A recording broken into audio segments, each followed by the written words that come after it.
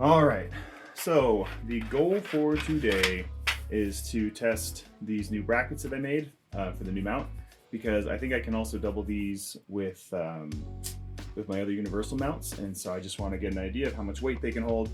I think it's plenty, so I have several that I plan on breaking. I've got my short arms and my long arms for the new Jango Fett wall mount, and I have a luggage scale. So the idea is to mount it right here, and then I'm going to try individually. I think I'll do a long one and a short one. Hopefully I can utilize a single base so I can get the most out of these bases, not break more than I need to. But I'll see how hard I have to pull for it to finally snap, and then use the camera to capture the biggest number that it can see and just go through all the testing. I'll try both at the same time, since most models, at least in its current state, it's meant to have both arms in use at one time.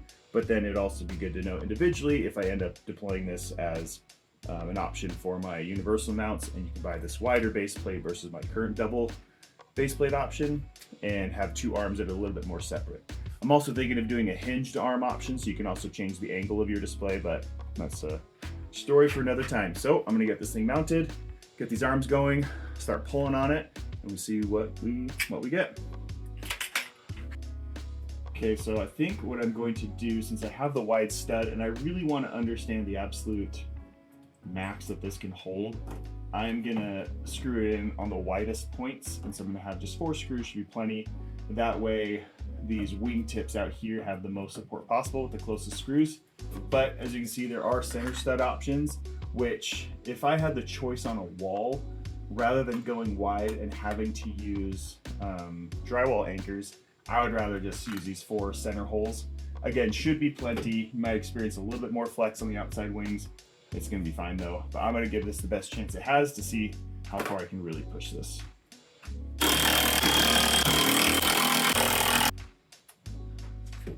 Okay, 0 pounds. It's upside down, but whatever. This is the fun part. Okay, so note at 40 pounds, get a little bit of flex up here. I have to really get under it because it stinks when it gives. Oh!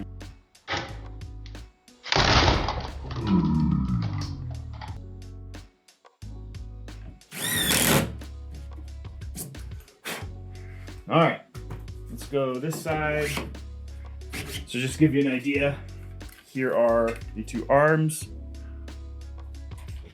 So you get almost an extra 2 inches on this one. I think this is 6 3/8 from base to tip, and this was 4 3/4. So 1.5 inches is more accurate. So let's give this a shot, see how it turns out. Cool. Okay.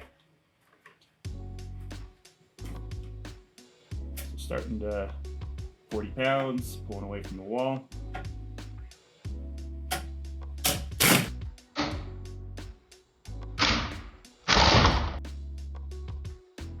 Cool. Let's go on to a double pull. I got to figure out how I'm going to do that. I'll figure it out. All right. Base plate number 3.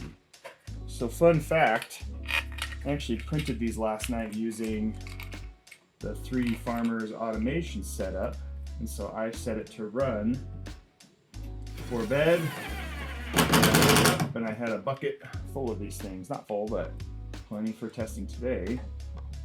And I like that because if something goes wrong, you don't lose an entire plate of product. It would just be a single product. And so I'm starting to incorporate that more in my production, where I can just set things off and have them go, have what I need when I need it. Adds a little bit of time, but a lot more security with production. All right, let's figure out a method to pull both at the same time. And I think I have an idea. So I am going to try Kevlar cord.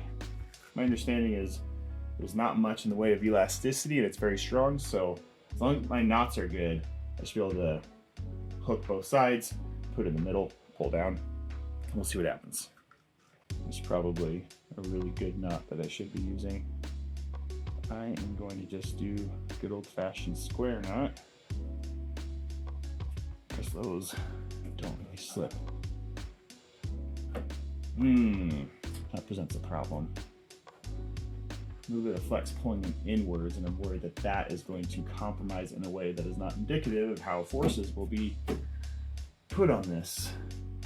I guess I could make these longer so that it anchors down here and there's not as much internal rotation.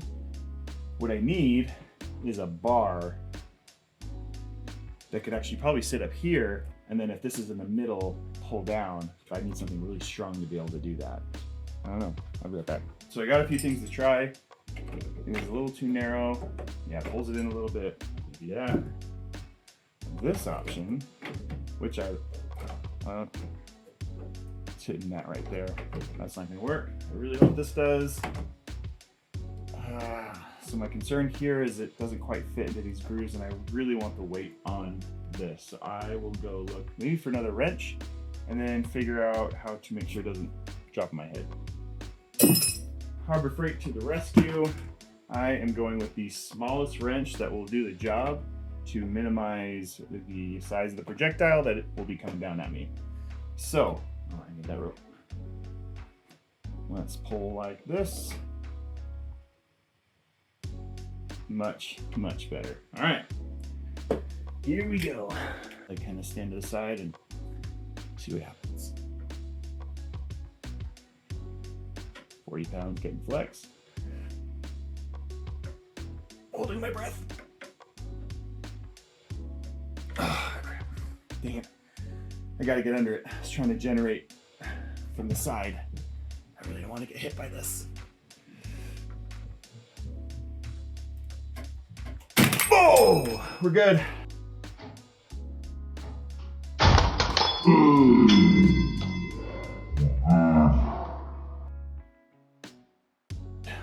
Interesting. Okay. I think it was over 100 pounds. Mount snapped here.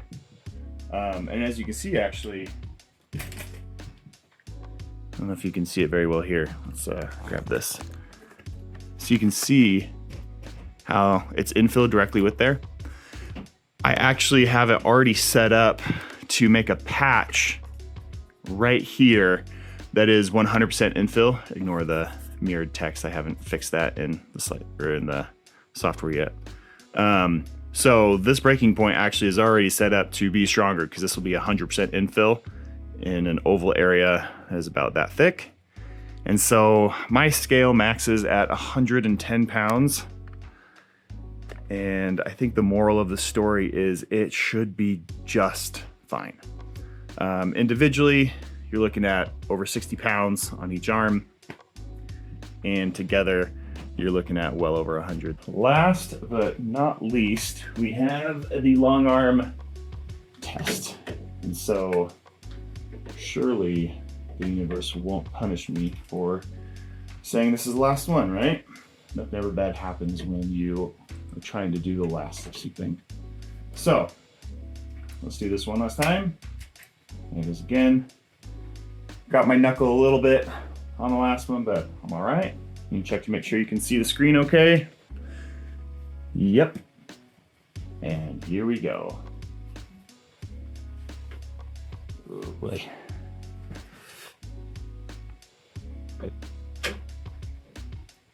Oh, I'm on kilograms. Oh. There we go.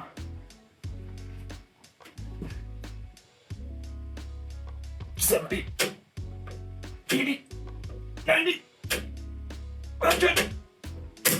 Oh, maxed it. Whew. Whew. Whew. My heart was racing. Okay. There are some creaks in there, but that was good. Awesome. Well, these are still good. There aren't even any dents on it. Awesome. So I think the moral of the story here is that this should support plenty of weight for especially the Jango Fett Starship or Firespray-Class Starship.